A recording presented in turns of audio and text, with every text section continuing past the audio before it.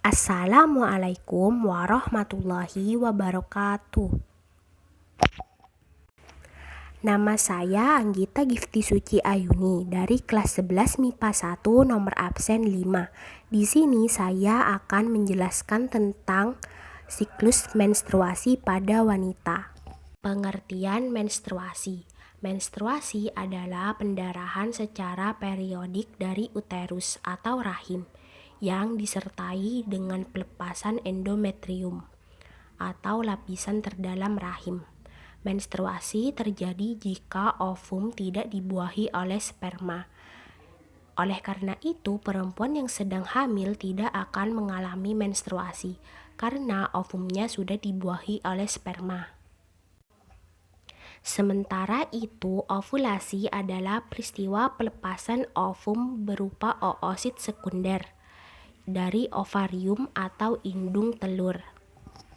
Berikut hormon-hormon yang berperan dalam siklus menstruasi. Pertama, hormon estrogen yang memiliki fungsi untuk mengatur siklus serta memiliki peran dalam pertumbuhan lapisan rahim. Kadar hormon estrogen akan menurun apabila sel telur tidak dibuahi. Kedua, hormon progesteron.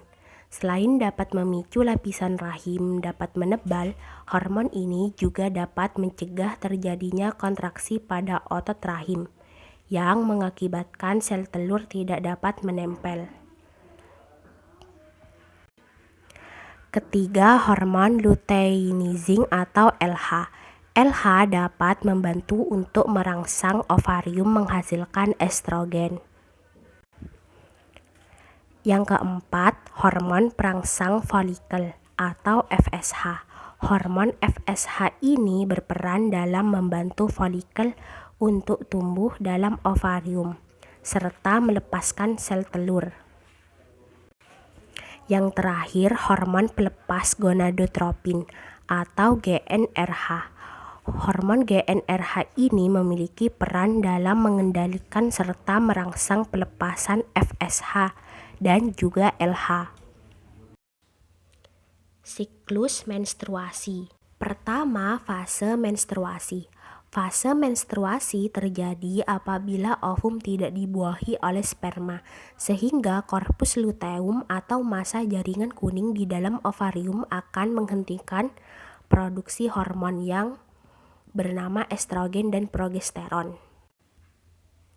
Turunnya kadar estrogen dan progesteron menyebabkan lepasnya ovum dari dinding uterus yang menebal atau endometrium. Setelah ovum lepas, endometrium menjadi sobek dan meluruh, sehingga dindingnya juga akan menipis. Karena dinding endometrium banyak mengandung pembuluh darah, maka terjadilah pendarahan pada fase menstruasi. Pada umumnya, proses pendarahan ini berlangsung selama 5 hari dengan rata-rata pengeluaran volume darah sebanyak 50 mili. Yang kedua, fase praovulasi. Pada fase praovulasi atau akhir siklus menstruasi, hipotalamus atau bagian otak yang terdiri dari sejumlah nukleus mengeluarkan hormon gonadotropin yang merangsang hipofisis mengeluarkan hormon FSH. Adanya hormon FSH akan merangsang pembentukan folikel primer di dalam ovarium yang mengelilingi satu oosit primer. Folikel primer dan oosit primer akan tumbuh sampai hari ke-14 hingga folikel menjadi matang atau disebut folikel de Graaff dengan ovum di dalamnya. Selama pertumbuhannya, folikel juga melepaskan hormon estrogen yang menyebabkan pembentukan kembali sel-sel penyusun dinding dalam uterus atau endometrium. Proses pembentukan kembali tersebut disebut dengan proliferasi. Peningkatan estrogen selama pertumbuhan folikel juga mempengaruhi serviks untuk mengeluarkan lendir yang bersifat basah. Lendir tersebut berfungsi untuk menetralkan sifat asam basa serviks agar lebih menyesuaikan lingkungan hidup sperma yang ideal. Selanjutnya, fase ovulasi. Pada saat mendekati fase ovulasi, terjadi perubahan produksi hormon. Peningkatan kadar estrogen selama fase praovulasi menyebabkan terjadinya hambatan terhadap pelepasan lanjutan FSH dari hipofisis. Turunnya konsentrasi FSH menyebabkan hipofisis melepaskan hormon LH atau luteinizing yang merangsang pelepasan oosit sekunder dari folikel de Graaff.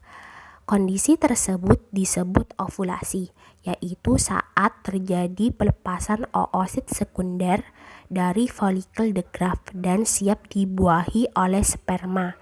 Umumnya, ovulasi terjadi pada hari ke-14. Selanjutnya, fase pasca ovulasi. Pada fase pasca ovulasi, folikel de Graaff yang ditinggalkan oleh oosit sekunder akan berkerut dan berubah menjadi korpus luteum dan tetap memproduksi hormon estrogen dan progesteron. Meskipun korpus luteum memproduksi estrogen, tetapi estrogen yang diproduksi tidak sebanyak yang diproduksi oleh folikel de Graaff. Progesteron mendukung kerja estrogen dengan menebalkan endometrium. Progesteron juga merangsang sekresi lendir pada vagina dan pertumbuhan kelenjar susu pada payudara.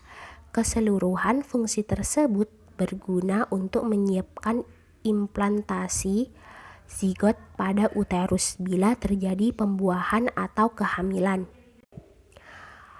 Proses pasca ovulasi ini berlangsung dari hari ke-15 sampai hari ke-28.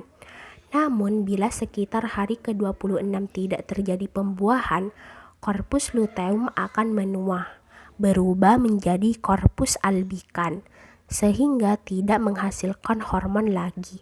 Korpus albikan ini memiliki kemampuan produksi hormon estrogen dan progesteron yang rendah. Oleh karena itu, konsentrasi estrogen dan progesteron akan menurun. Itu saja penjelasan dari saya. Kurang lebihnya mohon maaf. Wassalamualaikum warahmatullahi wabarakatuh.